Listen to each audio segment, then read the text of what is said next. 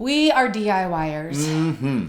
I have so many ideas. Oh my goodness. So part of it is because I always have an idea, and part of it is out of necessity because we have a budget too.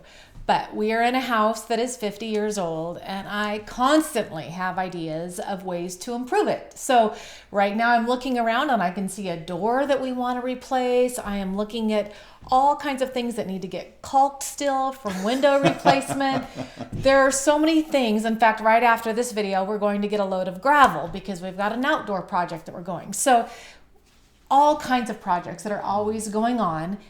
And what I find is that when I finish one project, I already have 3 or 4 more in mind that I'm wanting to move on to. So kind of this sense of there's one more thing on the list, so let's get through this because then there's something else and then there's something else. And sometimes one project can snowball into becoming multiple projects all at the same time. Kind of the Hope way. It's our way, yes, apparently. So, how does that make you feel about our home sometimes when that's all you see? Anxious, exhausted, overwhelmed, tired. Me too. Yeah, I could keep going. Yeah. One big task list. One big task list. And it makes it hard to enjoy, like, just all the other things in our house that are really great. Yes. And that we do enjoy and that we have already fixed up, when that's all we ever see sometimes. Yeah. Well, we are Brian and Elisa Hope, and with lots of years in pastoral ministry and lots of years in mental health therapy experience, we want to bring to you some hopes for your marriage today. So let's go for it. Let's go.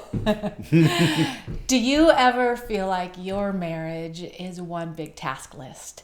Or when you start looking at your spouse, when you start looking at your marriage, you just see projects and you are in project mode.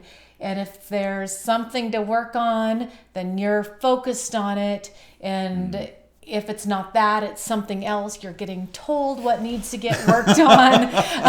It is just a whole lot of work. A honey-do list for your soul and your life and your habits can be a little bit draining. Yeah. Yeah. Daunting. Exhausting, all those things. And sometimes that is the truth. Sometimes we are in project mode. And we are not saying that there's not things to work on. Oh, yeah.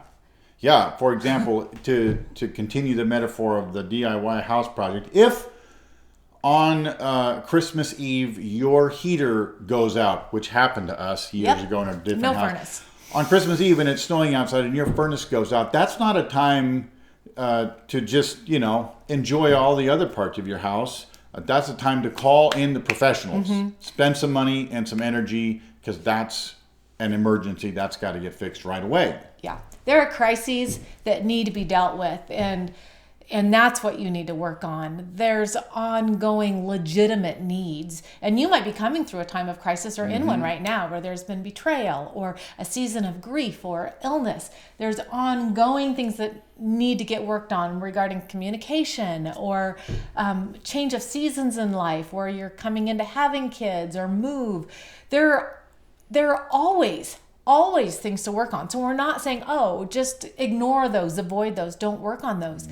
But the heaviness that comes from always just working, focused on looking at that task list is exhausting, and it sucks the fun right out of the marriage. Yeah, I don't know how I think one of the realities we've seen over all of our years of marriage and vocational experience is that so many marriages are void of enjoyment and fun. Even though there may be some really legitimate crisis, heavy things going on, we believe that even in the midst of all of that, there can still be fun had and found in one another. What happens is we begin seeing every little line or seam in the windows. I'm looking at our windows right now that still need to be caulked. We're looking at that as if it were a furnace that just went out on Christmas Eve.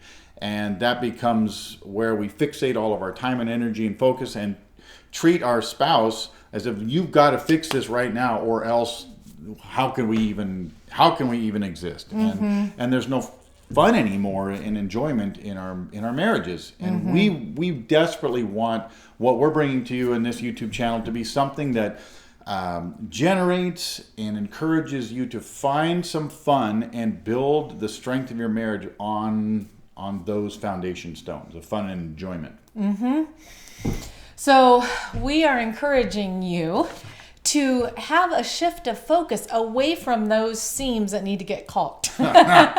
Those are still there. They're not going anywhere. But to shift your focus sometimes, and that means, again, using our metaphor, sometimes I have to literally move my chair so I can look out at the part of the yard that is done and not just look at the area that I'm still working on. Sometimes we need to do that in our marriage. If we wait till everything is done to enjoy it, we will never enjoy our marriage. Never. But also hard marriages can still have enjoyment in them. And guess what? The hard gets a little easier when you find those things to enjoy. None of us like being told all the time the things that we need to get worked on. That is discouraging. We don't like hanging out with those people. No, not at all. And when you wake up next to them every day and you think, oh great, today this person that I love and says they love me is just going to tell me all the things that I need to fix in our marriage and in my life. It's very draining. Yeah, it is. So one of the things I want you to hear for yourself and your marriage is that you are not just a project to get worked on. You are not a project just to get worked on. You are beautifully created as a person to be enjoyed. Your marriage is not just a project to work on. Marriage was given as a gift. It is something to live in and to be enjoyed. In the same way that we want to live in this house, this is where life is happening. Day in and day out, life does not start happening once I get all of my projects done here. It is happening now. And I want to be present and retrain my brain to be able to enjoy what I already have and what has been given. Yeah. And to keep in mind that you selected your spouse. At some point when you had no idea how unfinished you or they are, you made a choice because there was something in them that you really enjoyed and you thought, I want my whole rest of my life to be around this person. Hopefully it wasn't just because you saw this potential that you were going to fix in them. That's a different video. We'll talk about that another time. But because you enjoyed them. And so as we move forward in enjoying our marriages, sometimes, and maybe this is one of those times, one of the best things to do is to go back and ask yourselves, what is it that I really have always enjoyed about this person, even before I knew how unfinished I or they might be? So get specific about it. Sometimes we start thinking that the problem is with the other person, and if they could just fix fill in the blank, then I could find something to enjoy in them. But maybe we've lost track of finding those things and communicating those things that are enjoyable about our spouse. And in so doing, we fuel and feed that in them. And it's good for their hearts, it's good for our hearts to be able to retrain our focus. And so being able to go back, when we first met, you made me laugh like no other. We've been married a long time and you still make me laugh like no other. Nice. I enjoy your sense of humor. You crack me up. You make me get all squishy on the video. So get specific. Yeah. Find those things. Remind your spouse about that. Maybe they've lost that part of themselves and they need to be reminded how much you enjoy that in them. Well, my turn. Since we met and we were young, high school, I've always enjoyed your edginess. I've always enjoyed your daringness, your willingness to do things that maybe don't seem like always the best idea, but they sound like a lot of fun. Your daringness to wear outfits and make yourself up and do your hair in funky ways that are a little edgy. I've always really, really enjoyed that. Thanks. That That's fun. That's fun. Okay, so So today, get specific. Yes, get specific. Again, if it's helpful to write it down, makes it real. And if you're really struggling with finding something to enjoy in your spouse, this is one of those ways that you can open yourself up to God reminding you of what that might be. So pray about it. He wants this good in your marriage to flourish. So ask that God help you see that and remind you of that. Make post-it notes, put it in your phone, look for ways to remind your spouse. Retrain your brain, refocus, and then communicate to your spouse those things that you enjoy about them. And don't get hung up on finding just the right thing. Even if you think it's small, if it truly is something that you enjoy about your spouse, that will count. That will land heavy and wonderfully on their hearts because they love you and they chose you. And part of the magic and beauty of marriage is that I find so much enjoyment in knowing that I bring enjoyment to Elisa.